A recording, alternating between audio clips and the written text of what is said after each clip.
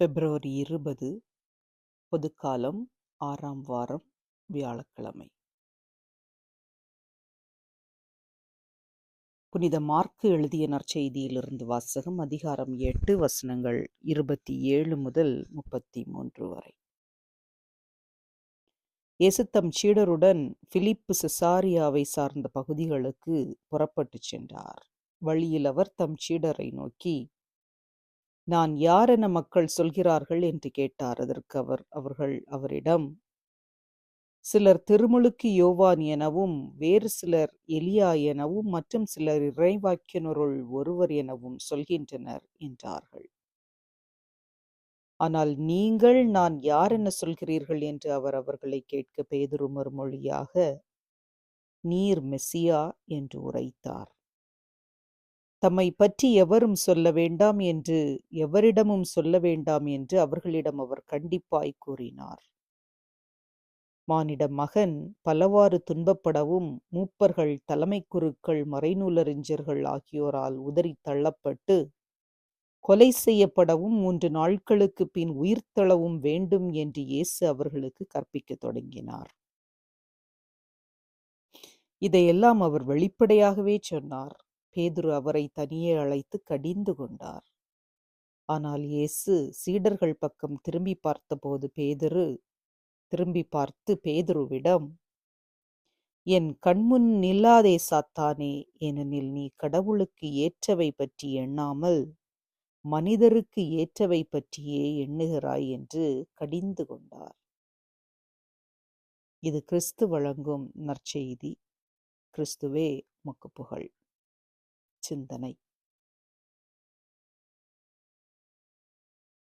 இயேசு தம்மை பற்றியும் தம் பணி பற்றியும் தெளிவான பார்வை கொண்டிருந்தார் என்பதில் எள்ளளவும் ஐயமில்லை. ஆனால் அவருடைய சீடர்கள் இயேசுவை பற்றியும் அவருடைய போதனை பற்றியும் பணி பற்றியும் தெளிவான பார்வை கொண்டிருக்கவில்லை. எனவே இயேசு அவர்களை பார்த்து, நான் யார் என மக்கள் சொல்கிறார்கள் என்று கேள்வி கேட்கின்றார்.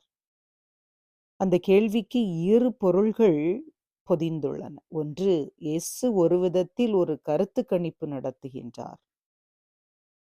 அதாவது தன்னை பற்றி பொதுமக்கள் என்ன நினைக்கிறார்கள் என்பது.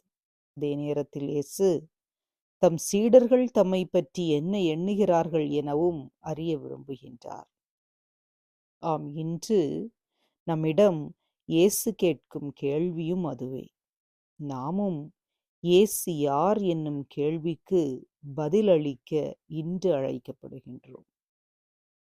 இயேசுவை பற்றி நற்செய்தி நூல்கள் தருகின்ற தகவல்களின் அடிப்படையில் சில வரலாற்று செய்திகளை நாம் அறிகின்றோம். ஆனால் இயேசு யார் என்னும் கேள்விக்கு நாம் அளிக்க வேண்டிய பதில் நம் உள்ளத்தின் ஆழத்தில் நாம் இயேசுவை எவ்வாறு ஏற்றுக்கொண்டுள்ளோம் என்பதை வெளிப்படுத்துவதாக இருக்க வேண்டும்.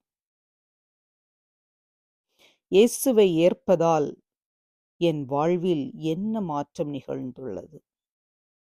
அவர் என் வாழ்வுக்கு வழியாகவும், என் மதிப்பீடுகளை புரட்டி போடும் இறையாட்சியின் மதிப்பீடுகளை நான் ஏற்று வாழ தூண்டுபவராகவும் உள்ளார். எனவே இயேசுவை யார் என அடையாளம் காண வேண்டும் என்றால், இயேசுவின் மனநிலை என் மனநிலையாக மாற வேண்டும்.